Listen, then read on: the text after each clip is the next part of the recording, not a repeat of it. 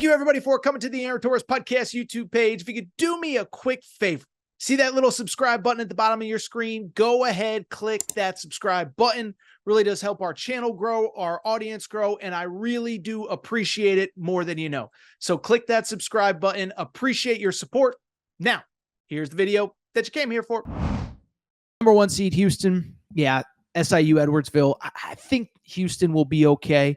SIU Edwardsville, obviously the first team to clinch an auto bid out of the OVC, so congrats to them.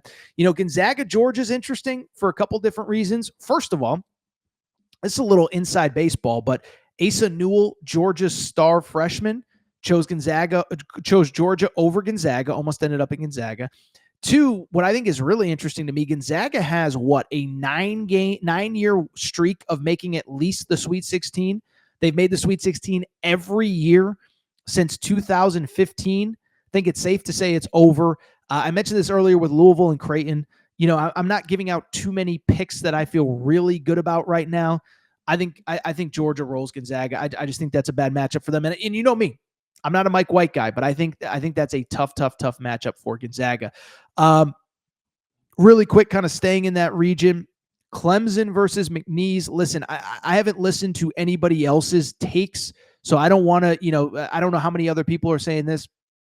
Last year, everybody was on McNeese. I didn't love the draw for them. They played Gonzaga last year, if you remember. This year, I actually really like the draw. Clemson's good. They're physical. They're athletic, but they don't overwhelm you with size. They don't overwhelm you with anything. What Clemson's strength is they're just an older team that doesn't beat themselves. Well, McNeese, if you watch them, they're not very big, but they are super athletic. They got a bunch of dudes that played at the high major level.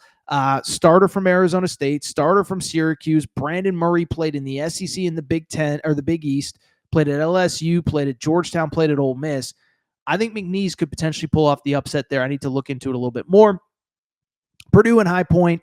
Purdue probably wins. High Point, Allen Husk, great story there. I think that's a tough matchup for them. Now let's get to the bottom half of the bracket because this is where it's really interesting. So Illinois is the 6th seed, okay? Illinois, we know a lot about them, up and down all year. I think at one point we did a mid-season Final Four, and I had Illinois there. They've been a little up. They've been a little down. They've had some injuries. Morez Johnson was in and out of the lineup. Little Z, Big Z's brother, I guess it's not Little Z. It's Big T. Tomislav Ivicic was in and out of the lineup with the flu. They'll face the winner of Xavier versus Texas. Now, why that's interesting, I think there were a lot of bracketologists that did not have either Xavier or Texas in the NCAA tournament coming into this weekend. And so Xavier and Texas both get in. I'll be quick. Texas, I thought, didn't really have much of a resume, but they get those 2 wins in the SEC tournament. That probably put them over the top. I think Xavier, you can make as much of an argument, did not belong in as UNC. I have no problem. Sean Miller's a beast. I wouldn't want to deal with Sean Miller. I think the other interesting story in that game is Texas. I think Rodney Terry's coaching for his job. Remember, he got the interim job 2 years ago when Chris Beard got fired and went to an Elite Eight with Marcus Carr and all those guys. Timmy Allen keeps the job. I think there was a thought, if they don't make the NCAA tournament, Rodney Terry gets fired.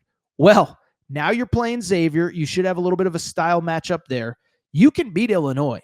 Could Rodney Terry be in a situation where they could potentially make another run and he could at least put Texas in a tough spot for him to keep his job? Now, I'll be real. I think anything short of probably a Final Four, I think he's gone. But, the pathway's certainly there. Kentucky against Troy, I think Kentucky rolls there. This is an interesting one. We just talked about it a minute ago. UCLA, I don't know if any school has logged more miles than UCLA this season. They now have to travel to Lexington to face Utah State. I'll be real.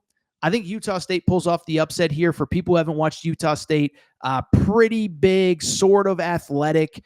I would normally, under different circumstances, pick UCLA, but I'm just telling you, there's some weird vibes going on there. Mick Cronin, I think it's pretty public, is trying to get another job. He talked about the Indiana job. And Utah State is one of those teams, 26-7. I know they struggled down the stretch, lost 2 of their final 3 regular season games, but they get in, they lose in the semifinals to Colorado State. but Ian Martinez is a former high major guy. That's their leading scorer. They shoot the three ball well, 37%. UCLA is the better team. But how mad is Mick Cronin going to be about flying west to east again? I could see them getting the upset, getting upset there, and then Tennessee at the bottom of the bracket. Going back up, second, third round, listen, I don't think Houston should roll past either Georgia or Gonzaga. I do like Georgia there. I'll tell you, McNeese was a trendy pick last year to make like a Sweet 16. If they can get by Clemson, I think McNeese can beat Purdue. By the way, those Purdue fans would be just a treat if Will Wade knocked them out of the NCAA tournament. I got to look a little bit more into High Point. By the way, I got a ton of people hitting me up. I got random people hitting me up. Purdue, I think, rolls past High Point in that one. Illinois facing the winner of Xavier and Texas. There's just been something that's not quite right about Illinois.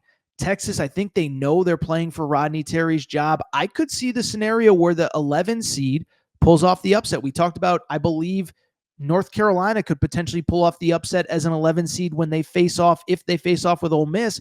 I could see Texas pulling off the upset here. Say what you want about Texas. But Texas is a team. They beat Kentucky. They just beat Texas A&M.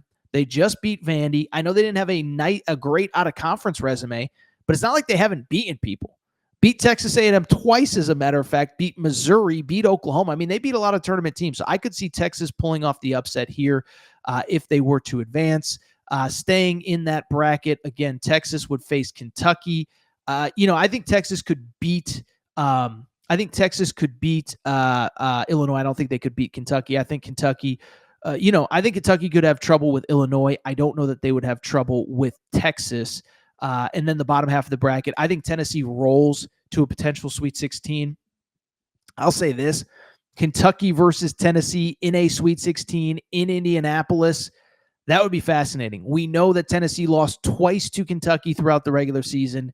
I think Tennessee's playing their best basketball.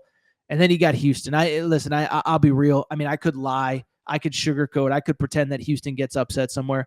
You know that Houston has lost a grand total of one game since the end of November.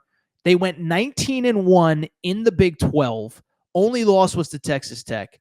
And I think just look at what they did the last two games in the Big 12 tournament. BYU was on a 9-game winning streak. Houston beat them by 20.